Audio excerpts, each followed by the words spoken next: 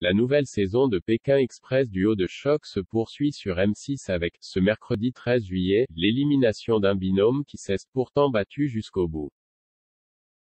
La nouvelle étape de la saison 16 de Pékin Express du haut de choc a emmené les concurrents à la découverte de paysages extraordinaires du Sri Lanka avec, au programme, la plage de Trincomalee, le rocher du Lion à Sigiriya ou encore les jardins botaniques de Kandy. Malheureusement, une mauvaise nouvelle a été annoncée par Stefan Rothenberg juste avant le départ de la première course. À partir de cette deuxième étape, toutes les étapes sont éliminatoires et l'NY aura donc plus de possibilités d'être sauvé par une enveloppe non éliminatoire. Si Johan Ryu et Xavier Domergue ont pu rester dans la course après avoir perdu le duel final à la fin de la première étape, ce sera donc le seul et unique binôme à bénéficier de cette chance sur la saison 16.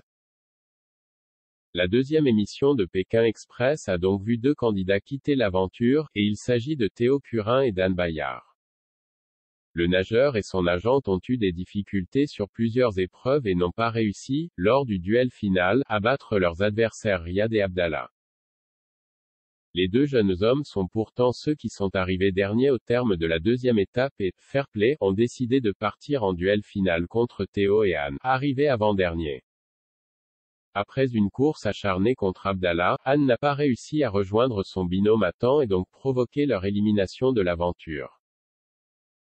Très compétiteurs tous les deux, la défaite a été difficile à supporter pour le binôme et notamment pour Anne qui n'en revenait pas d'être arrivée en deuxième.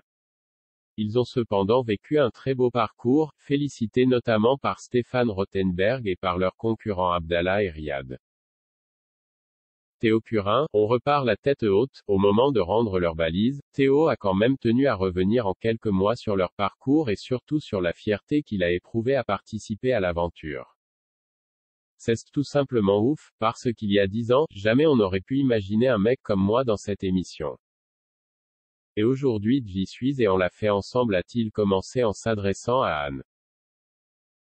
Avant de poursuivre, on n'a pas gagné, mais pour moi rien que le petit parcours qu'Ouen a fait dans cette aventure, c'est un grand message qu'Ouen envoie à toutes les personnes qui vont nous regarder. Le jeune sportif tient en effet à montrer que son handicap ne le définit pas et surtout ne le limite pas. C'est ma plus grande fierté d'avoir été choisi pour le sportif que je suis, pour ce que je véhicule. C'est ce que j'aime dans le sport, prouver qu'Ouen peut tous y arriver.